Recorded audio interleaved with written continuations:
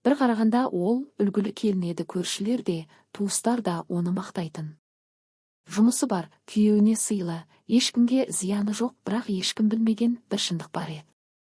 Ол екі түрлі өмір сүріп жүрген Аружанның өмірі сырт көзге мінсіз көрінетін. Күйеуі сабырлы, қамқор жігіт. Үйі таза, дастарханы жайнап тұратын. Бірақ бір күні бәрі өзгерді. Ол жұмыс бабымен басқа қалаға жиі қатынай бастады. Ал сол сапарлардың бірінде оның өміріне басқа ер адам кірді. Басында бәрі жай ғана әңгімеден басталған. Қарапайым таныстық. Кейін жылы сөздер. Сосын күтпеген сезім. Аружан өзін ақтауға тырысты, бұл уақытша ғана, мен бәрін тоқтатамын деді ішінен. Бірақ тоқтата алмады. Күн өткен сайын ол адамға байланып бара жатты. Ең қорқыныштысы, ол ер адамда оны шын сүйді. Уақыт өте олар бірге пәтер жалдап, бір шаңырақ астында өмір сүре бастады. Аружанның енді екі үйі болды. Бір үйде заңды күйеуі. Екінші қалада өзін шын бақытты сезінетін ер адам. Ол екі түрлі әйелге айналды, бір жерде ибалы келін. Екінші жерде еркін сезімге берілген әйел. Ең таңқаларлығы, ол бәрін мінсіз үйлестіріп жүрді. Телефон екі түрлі. Әңгіме екі түрлі.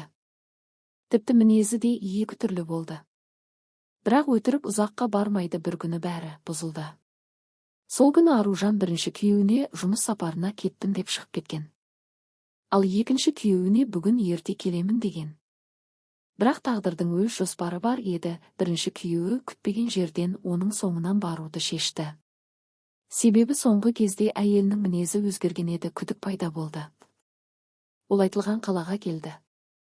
Бірақ қонақ үйге емес, Аружан жиі баратын мекен-жайды тауып алды. Есікті қақты.